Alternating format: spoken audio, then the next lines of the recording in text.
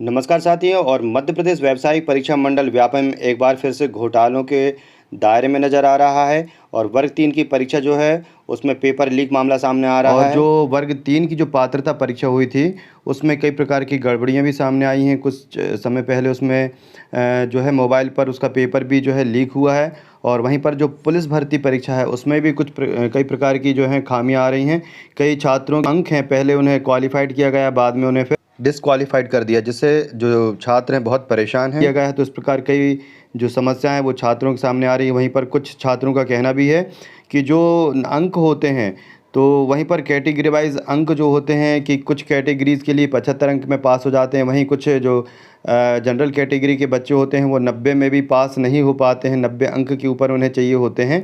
कि जो general category के बच्चे हैं वो ये कहते हैं कि साथ में एक साथ हम लोग पढ़ाई करते हैं, उसके बाद भी एक लंबा अंतर जो आ जाता है अंकों में और उसके कारण वो अनसेलेक्टेड हो जाते हैं। तो इस प्रकार कई प्रकार की जो गंभीर समस्याएं हैं बेरोजगारों के साथ में हैं।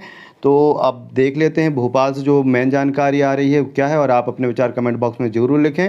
व्यावसायिक परीक्षा मंडल की प्राइमरी शिक्षक पात्रता परीक्षा जो है समाप्त होने के एक दिन पहले पेपर लीक होने का मामला सामने आ रहा है।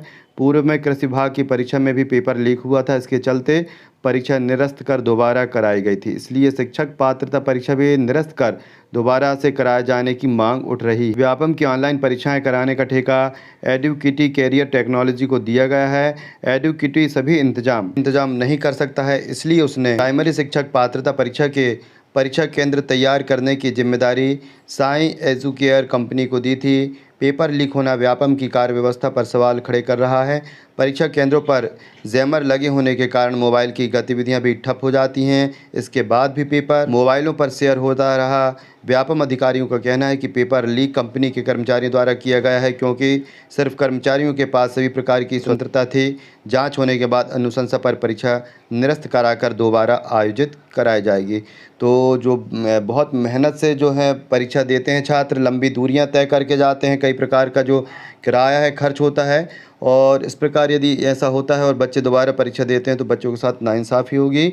और यदि रिज़ल्ट भी ख़राब होता है और इस प्रकार यदि जो है घोटालों के माध्यम से चयनित होते हैं छात्र, तो वो भी एक प्रकार का सबसे बड़ा घोटाला होगा। तो इस प्रकार अपने विचार कमेंट बॉक्स में ज़रूर लिखें। वीडियो को लाइक शेयर जरूर करें। चैनल को सब्सक्राइब नहीं किया तो चैनल को सब्सक्राइब कर लें। धन्यवाद।